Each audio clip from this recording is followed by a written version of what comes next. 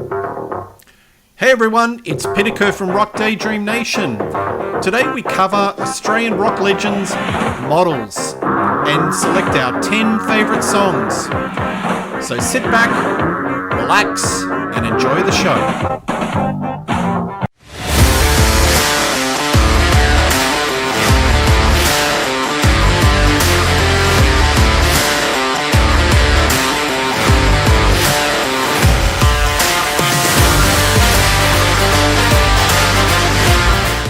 Hey everyone, it's Pitico from Daydream Nation, and I've got Bicyclelegs back in the chair. How are you, mate? Yeah, doing well. That's good to hear. Today we're going to cover an Australian band, in my view, that are a little underappreciated. Very big in the early 80s, and I'm talking about Models. So the Models formed in 1978.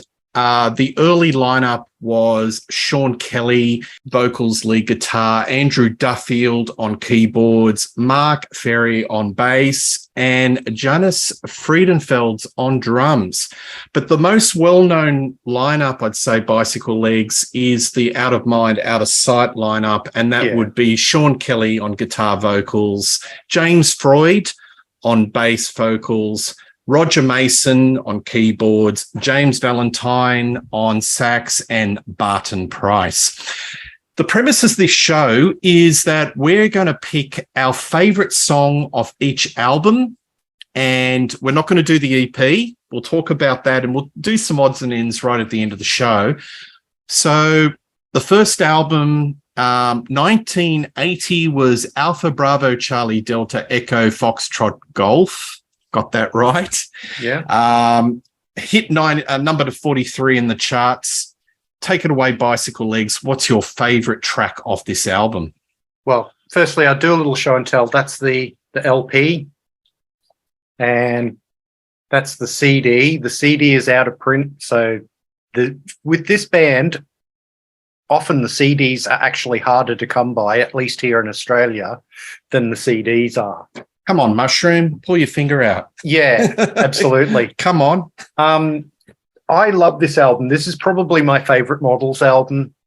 I'm very much into the early, weird, experimental sort of Models, because they were always for me, Models were always a pop band, but in the early days, they were an experimental pop band, and they came out of the sort of post-punk era, but they definitely always had that pop sensibility, even when they were being sort of strange and weird. This album, officially, according to the credits, was produced by no one. I've never heard that person before. No one. Engineered by the legendary Australian engineer Tony Cohen, who, of course, worked a lot with Nick Cave and the Bad Seeds. Yep. It's a really good album. It's my favorite Models album because it's just so strange. But I also love the sound of this album. For an album that's allegedly not produced by anyone, it sounds fabulous. And it was hard picking a favorite track on this album, but I'm going to go for a slightly odd one, and that is Pate Pedestrian. Right. It's always a song I've really, really liked, and I listened to all of these albums again last night to refresh my memory. Yeah. And that was the one that really sort of stuck out for me. I mean, there's a lot of good songs on this album. Strategic Air Command and Two People Per Square Kilometre, Young Rodents. My favorite is Pate Pedestrian. Nice.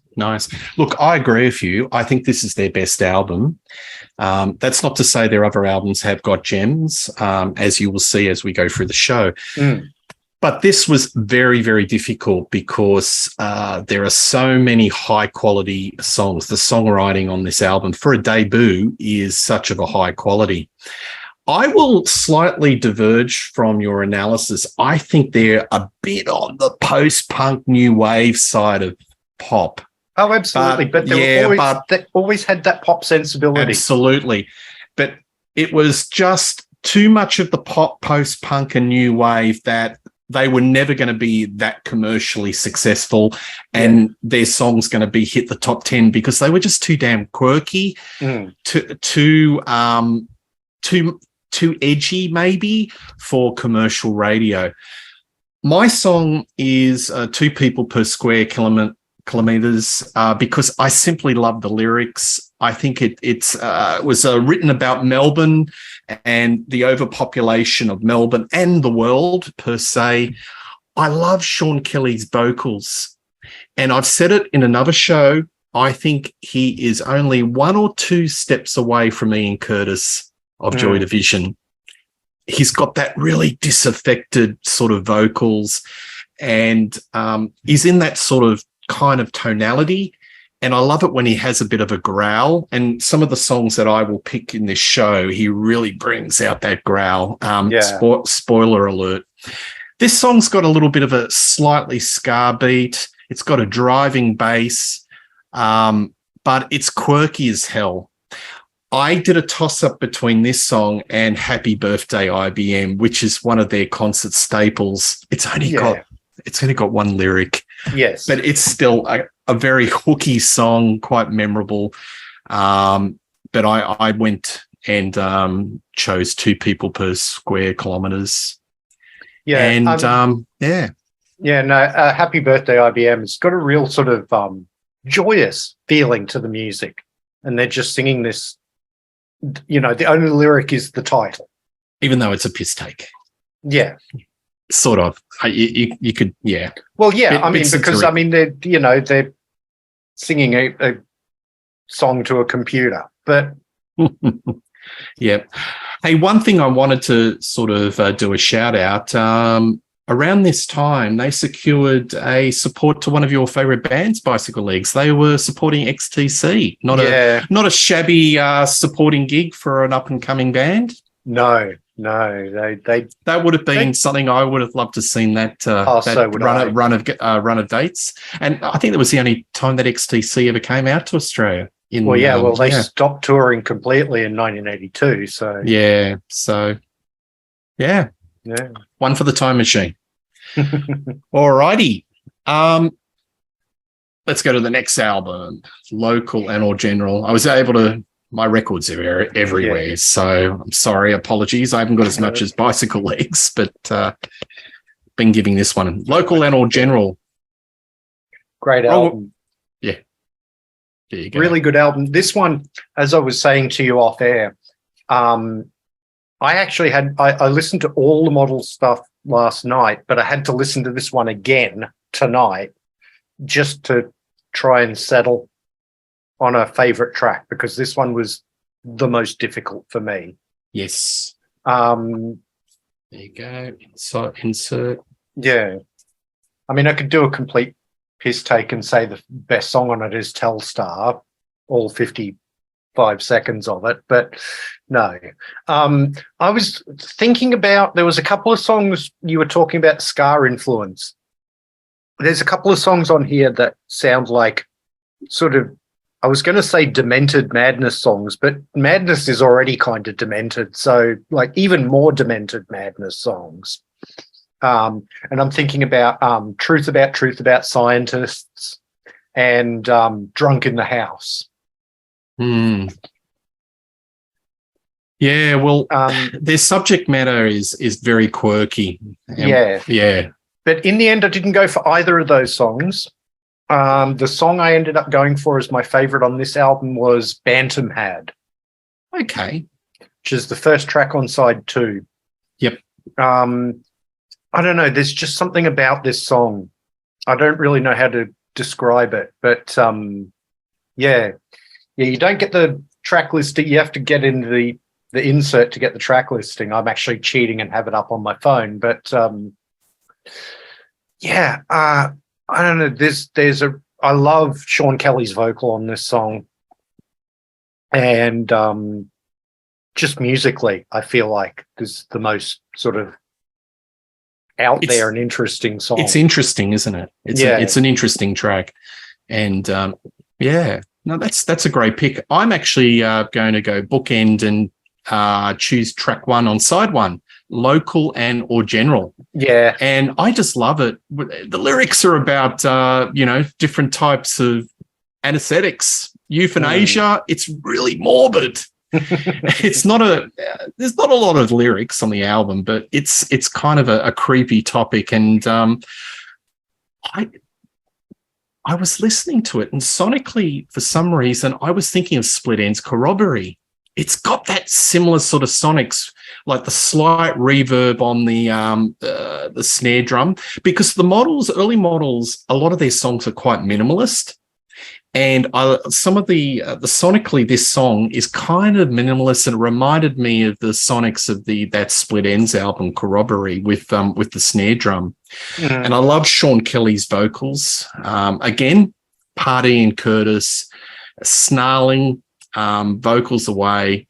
I think those early vocal performances of Sean Kelly, it was not radio friendly.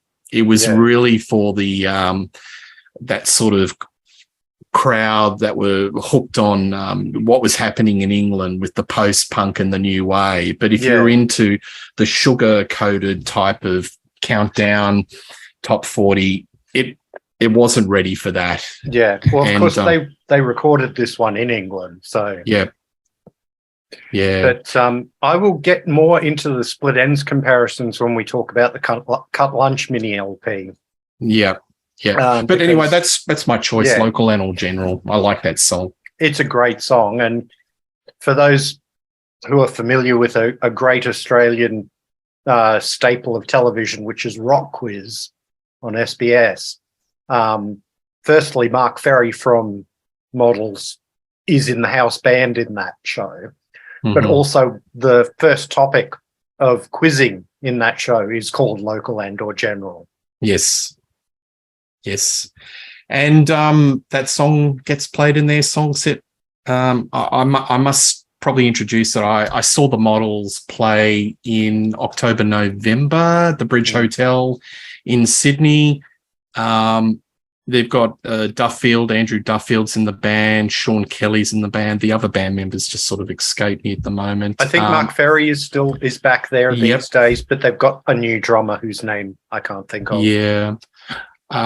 Playing a lot of the early material, and it was joy. Of course, they have to drop in the more commercial, the big hits. That was at the tail end of the set, but a lot of the set was sort of geared towards those early albums, and it was a joy to behold, and they've still got it. Forgot to show the CD for this one. So I haven't seen that too often in the wild. Yeah, that one's, again, out of print. So yeah. And of course, for this one album and for the Cut Lunch mini LP, their drummer was Buster Stiggs, right? Who was the original drummer in the Swingers. Connections everywhere. Yeah. Rightio. Okay. Then we go to the third album, which came out in 1983. Starting to make a bit of a commercial breakthrough, went to number 12, The Pleasure of Your Company. Yes. And the big hit off that album was I Hear Motion, which is one of their signature songs. And I don't know if it went top 10, but it went pretty close, high up in the charts. Yeah.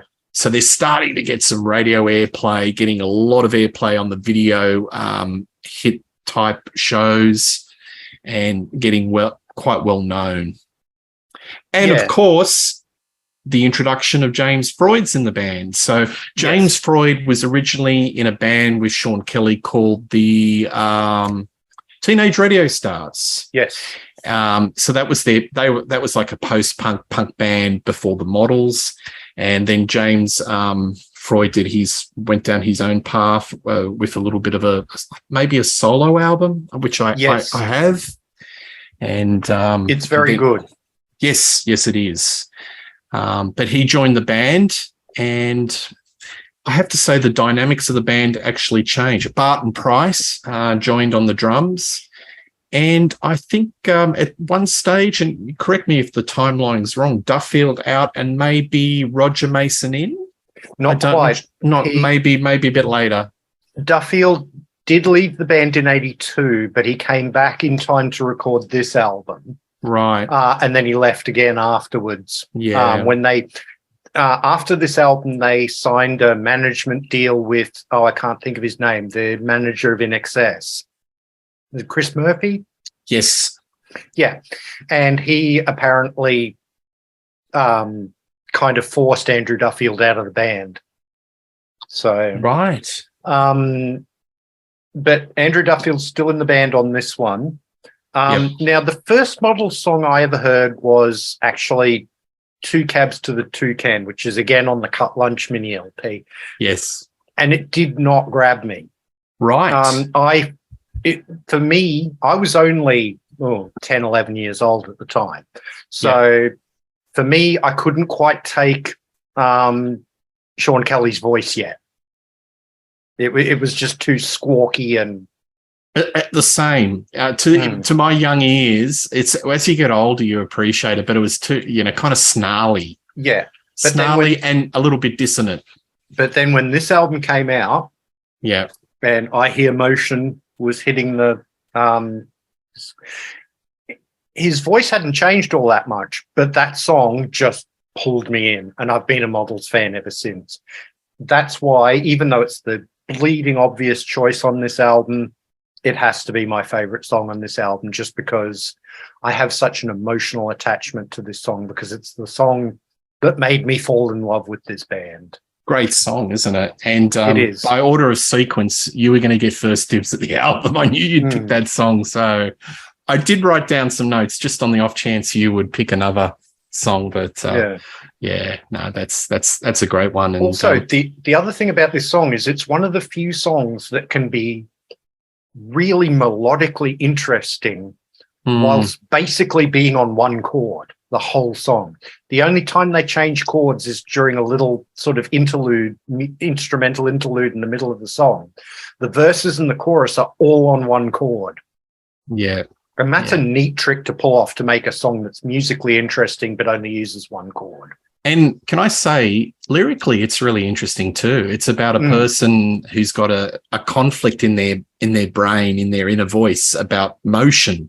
And it's kind of yin and yang. It's sort of like the inner voice is sort of arguing. It's quite an interesting lyric if you read into it. Model's lyrics actually very simplistic to start off with, but as time goes on, there's a maturity and they get deeper, and their lyrics become really fine. I always wondered if the title of that song was almost a reference to the concept of synesthesia. Where you hear colors and you can taste smells and things like that. You can hear motion. And I've been talking about how loosely I think there's got to be an Ian Curtis Joy Division influence on Sean Kelly and this band. And what was a lot of the modus operandi of his lyrics? Loss of control. Yeah, of course, because he would have seizures and all that sort of thing. Yeah, writing about the brain and the movement and emotions and not being, not being in control of your emotions. And here we've got another band that's going down a similar sort of wheelhouse. Yeah. So I really think there is a strong connection between Joy Division and post-punk bands and this band. Yeah. And it comes out in spades in that song. Very Kraftwerk sounding. That's another, you've got to throw that in. That's another major influence of this band. And who wasn't influenced by Kraftwerk in that era? I always said Kraftwerk invented 80s music before the 80s. Yes. Not those first two albums. But no. More things like when you get to like the Man Machine. Yes. That came out in 78, but it sounds like an album from 1982 or 1983. Yes. Well, the track that I've picked that I really, really love is got a bit of it's on the template of models, very minimalist, but very Kraftwerk sounding. And it's God Bless America. I love this song, and it's got a fantastic YouTube clip. Check it out. It's minimalist post-punk, but it's energized, and it's kind of industrial at the same time. And it's got that wonderful Sean Kelly snarling vocals. And lyrically, it's very sarcastic. I would put this as a bit of a counterpoint if you wanted to do a playlist with I'm Afraid of Americans by David Bowie. It'd make a nice little counterpunch. It's actually their tribute to Ronald Reagan, the Cold War, and everything that was happening in that in 1983, because the world was quite an interesting place when American politics and the world per se. Yeah. And this was their take on it. And the video clip is quite interesting. They've got all this sort of, I would say Mad Max gear, but they've got this really sort of very punky type gear, and they're playing in a junkyard with all these smashed up cars. And it's a really interesting film clip. And it was actually filmed in 3D. Yeah. So it definitely has that sort of post-apocalyptic feel to it. Yeah. And you can tell it wasn't done on a big budget, but really inventive. And let's face it, a lot of those great Aussie film clips in the 80s were just done on a shoestring budget, but the inventiveness was just out of sight.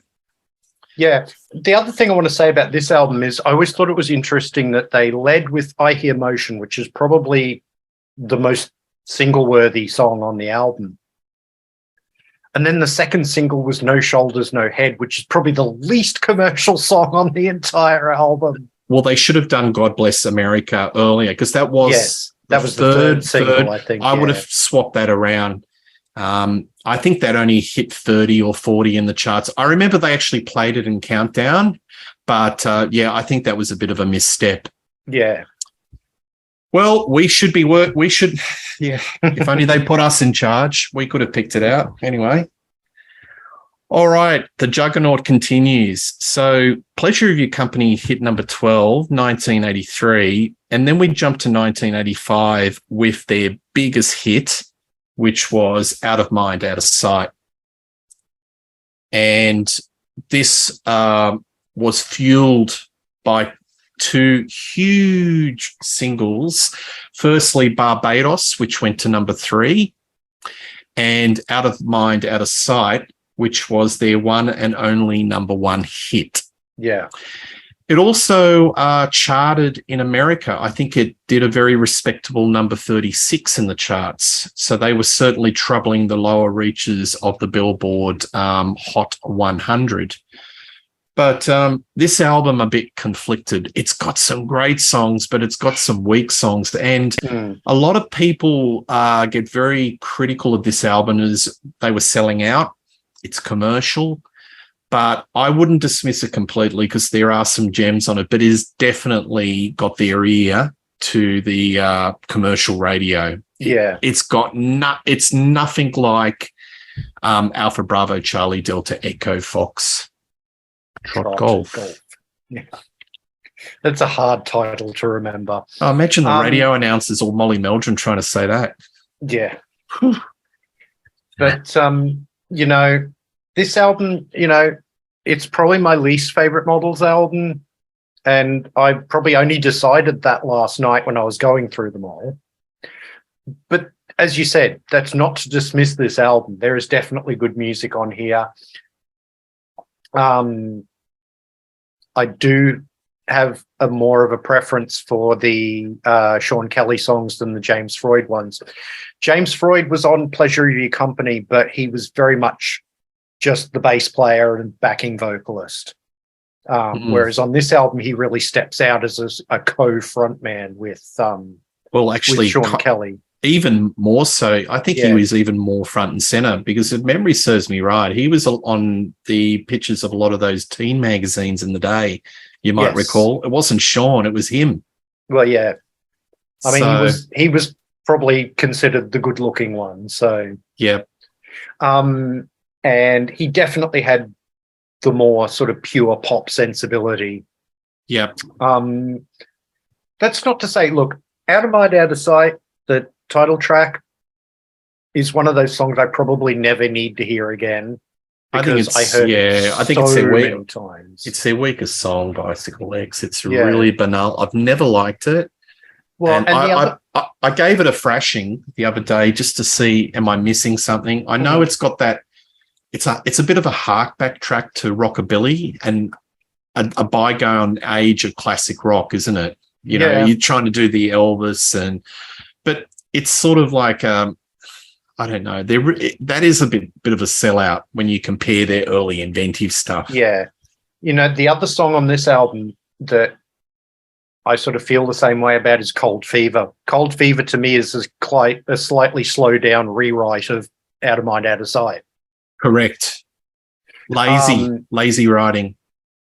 It has very similar, like it just sounds, it's a bit slower in tempo, but it has very much the same sort of sound, and even the melodies are similar, you know.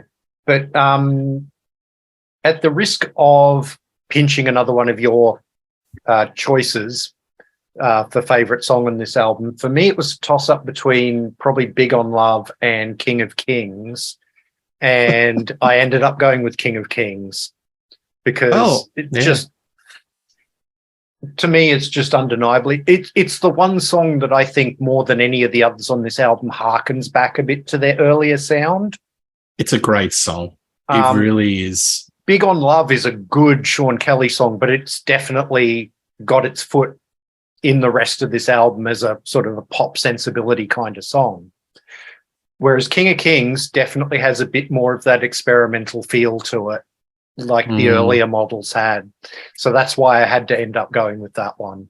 Yeah. And it absolutely stiffed it. Like, it was the 5th single off this album, and it just, and the money for that single went to charity, and it didn't make any money because I think it got to number 96 or something ridiculous. Yeah. Well, I think the teens were just going, what's this? Because it does hark back to the early inventive age of the models. It's my standout track, but I didn't actually pick that one, so you're safe. But those two were on my list, and I've always gone with Big on Love. I think it's my favorite. It's one of my favorite model songs. Yeah. It's top 5. Yeah, it's got a foot in the pop camp, but Sean Kelly, he's got that snarling, disaffecting vocal, and it's sort of, I think he's slightly taking the piss, you know, like he's a pop star, but I don't know, still got his foot way in the post-punk and that early era of the models. You know, it's got that really sort of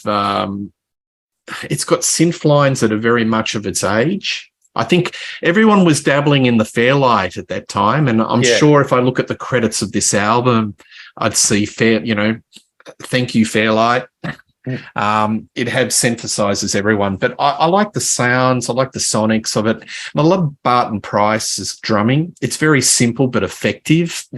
And I like the lyric. I've always thought this is one of my favorite model songs. I think it's probably top 5 models for me, and it's on the most commercial album. And the film clip's a bit of a piss take on the whole film clips thing. I think so. I think he was sort of, he was a pop star, but he was sort of not made to be a pop star. He was probably thinking, well, you know, I'll go for the ride. Artistically, he wanted to be somewhere maybe a little bit different. But I've got to do another shout out for another song that I have a lot of respect for, and it's Barbados. Yes, that is great lyric. It's about alcoholism. And this is one of those songs, we could do a show on this, where the song on a melody basis sounds very happy. It's in a major key, but the lyrics are very dark. And it's basically about someone who's got chronic alcoholism. And sadly, James Freud succumbed to the lyrics of the song. I always liked that song, and I like it was sort of prophesizing his own lifestyle and what was happening on a personal basis. I always thought musically it's a bit more calypso than that. It's got that sort of calypso feel with the sort of synthesized steel drums and that sort of thing. But yeah. I liked it. I liked it a lot, and I think it softened the public, their ears to, hey, this is quite palatable on radio, and it got a lot of radio airplay. It went to number 3, and I think it was the perfect released single off the album to allow the really uber easy on the ears Out of Mind, Out of Sight to be number 1. So I think that was perfect sequencing from Mushroom to select Barbados and then allow Out of Mind, Out of Sight to be the next single. But funnily enough, Big on Love was actually the first single. So you got me again. Yes, of course. But that was released before the album, wasn't it? Came out, yeah. Yeah. So forget what I just said. But I mean, the other thing, Barbados still, what you said is still valid because it still came out before Out of Mind, Out of Sight. Yeah. And I think the other way it prepared people for this more commercial sounding models was introducing James Freud's voice, because he definitely has a much more radio friendly voice than Sean Kelly does. Yep. All right. Thank you for that. So Out of Mind, Out of Sight, big hit, starting to make some inroads in America. 1985. You would think 1986 would be a year of promise for the Models, but it was kind of their swan song. And that's a bit of a head scratch. So we talk about Models Media, 1986. This only hit, I think, number 30 in the charts. So it was a commercial disappointment. Yeah. Here we go. Again, the CD, quite hard to come by these days. I don't think it got reissued. So come on, Mushroom, pull your finger out. Seriously. All this Aussie stuff you've got in your vaults, put it out. That's Mushroom record label, everyone, folks. Yes. Yeah. And that's the Australian Mushroom. It's not the same Mushroom Records that was putting out Heart Records in the 70s. Right. Okay. Thank you. So this one actually, as I was listening to them last night, I was like, this is the most commercial album sort of start to finish. Yes. But I actually think I prefer this album to Out of Mind, Out of Sight. I agree. It's not bad, is it? It's not bad. Although, why on earth did they print the track listing in silver? It's almost impossible to read under artificial light. Yeah. It's really hard. Also, the other thing about the other thing about this album is it's very, very front loaded. The three singles off this album are literally the first 3 tracks on the album. And that's the way of the 80s. Yeah. Side 1 to me is stronger than side 2. Side 2 kind of falls away. Side 1 is definitely strong. I'm going to slightly disagree with you in as much as I think the 2 most musically interesting songs on the album are the last 2. Right. I Had a Premonition and Ghost World, because I think they're possibly the least commercial songs on the album. Right. Harking back to the early. Not quite, but they're just not as sort of overtly commercial as the stuff at the beginning. Look how terrible that is. That's just shocking, isn't it? You've got to get out the magnifying glass. Yeah. And as I say, the silver print on that light color, it's fine in daytime, but under artificial light, it is virtually unreadable. Yeah. I will say I have a soft spot for the song Hold On. Damn it. It's actually not the one I'm going to pick. But okay. I just wanted to say I have a real of all of the sort of James Freud commercial songs. And we haven't chosen one yet, have we? It's the one I like the best out of all of them on those 2 albums. It's just undeniably hooky, And those 3 singles did okay. They all made the top 30, but none of them quite cracked the top 20. So yeah. But Hold On got a lot of radio play, I remember back in the day. Yeah. No, I'm going to go with Ghost World, which is a James Freud song, but it's sort of, as I say, the least commercial James Freud song on the album. It's also the longest track on the album. It's just really nice and atmospheric.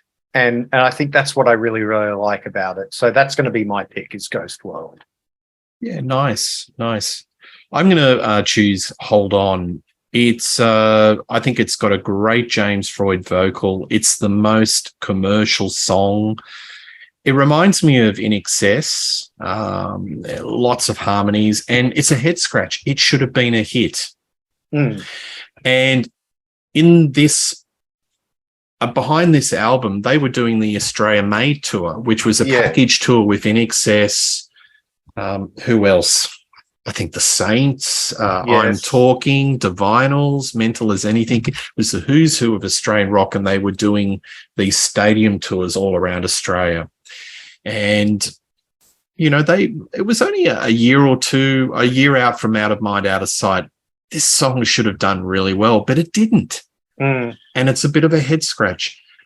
I like the heartfelt lyrics. It sounds honest. And you can tell that even those schmaltzy semi-ballad songs, you can tell which ones are authentic and which ones are fake. And I really think he's got conviction in the vocals and in the lyrics. Wonderful sax solo, James Valentine, before he checked out and, you know, current radio presenter on ABC in Sydney. He went into a whole different career, but I'm a bit of a sucker for 80s sax on a song. Check it out. It's hooky, it's commercial, but to me, I think it's the standout track. Now, I did an honorable mention for Revolution. Now, Revolution's not too far separated from Out of Mind, Out of Sight and Cold Fever, but I like it for some reason. Maybe I'm a little bit contrarian.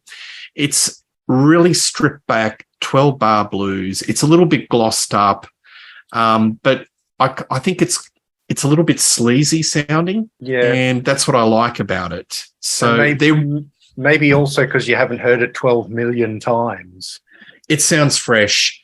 And listening on the headphones, it had some nice honky-tonk piano and, you know, it's some nice crooning on it. So, yeah, Revolution was another one that I was going to pick just in case you were going to pick Hold On. So there you go. So that was it. No more albums. And they did a kind of a farewell tour, and I remember seeing that. When they did the Traps, Parramatta Leagues Club, they're doing leagues clubs and just pubs, and it was like their farewell. And it seems really inconceivable, like 1 year or 2 years earlier, Bicyclelegs top of the Australian charts, and 2 years later they were kind of defunct. So I think it was interpersonal politics, musical differences, all those sorts of cliches. But on and off, the Models have been resurrected. They did a comeback in the 90s. They did a run of shows with James Freud, sadly, about a year or two before he passed, which I saw, and they were still very much on the top of their game and very tight. And as I said, they've been doing on and off with a very early sounding Models, and I saw them last year. So if you're in Australia, about 3 or 4 years ago, and they were really good. Really good. So let's just wrap this up with some odds and sods. So do you want to show the audience some of your other Models collections and EPs? The EP, mini album, technically speaking. 10-inch, cut lunch. 6 songs on it. All bar one were produced by Tony Cohen and Models, except for Atlantic Romantic. And that was actually produced by Eddie Rayner from Split Enz. Interesting. And that song has a real corroboree sound to it, to me. You can hear it in the keyboards. You can hear it in the guitar. If you had somebody like Neil Finn singing it instead of Sean Kelly, it would not sound out of place on corroboree at all. And probably be a hit. My personal favorite on this album, though, is the title track, Cut Lunch. Okay. Absolutely great song. And again, CD, really, really hard to come by. They haven't done an album since they've done any of these reunion tours, but they've done a couple of other things. There was in the late 90s, I think there was. When does the year? No, it doesn't have a year on it. But this album came out, which is Models Melbourne. And it's a collection of sort of demos and live tracks from their early formative period going through to 82. But every song on this album is a song that's not available on any of the official studio releases. Yeah. Is it a bit rough, or is it really a good listen? I think it's a decent listen. I don't think any of it really sounds too bootleggy. Yeah. Definitely worth if you're a Models fan.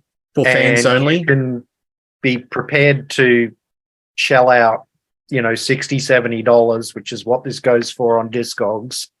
Yeah. It's worth picking up. I saw that at JB's and I held it. I didn't buy it. So isn't that funny? It just limited print. But do you think that's just for fans only?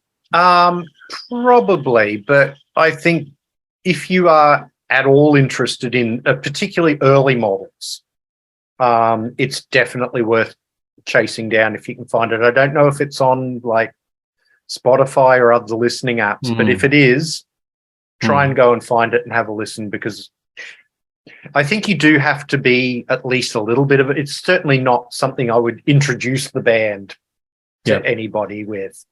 But if you do like those sort of first 2 or 3 albums, definitely worth finding and having a listen to if you can. The other 2 things I have here are they haven't done an album, but they've done a couple of EPs in recent years in the 2010s. There was this one, which is called GTK. Mm-hmm. They mostly sold these at gigs, but you could get them on their website as well, and that's where I managed to pick it up. This one you can't find anymore. Again, you'll have to be going to Discogs and trying to find, probably pay big money for it. This one, on the other hand, was from 2013. This one's from 2015. It's called Memo. They each have 4 songs on them.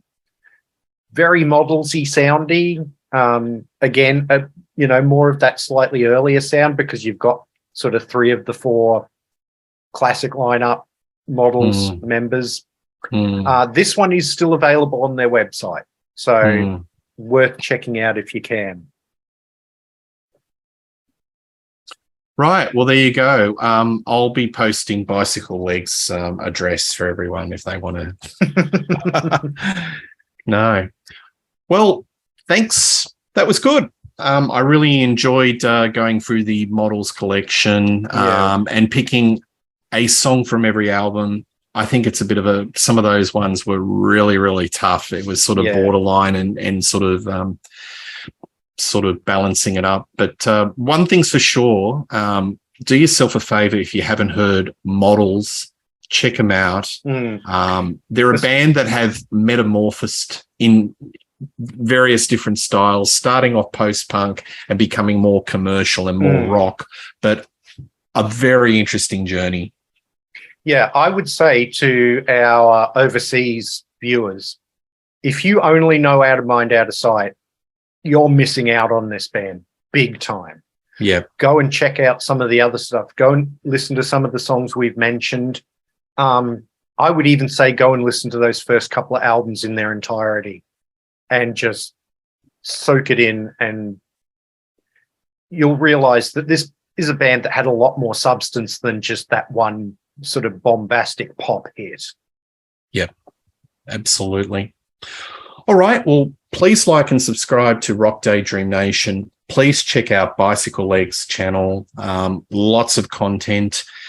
Put your comments. We love reading your comments. Tell us if you're into the Models, what songs you like, what albums, any recommendations.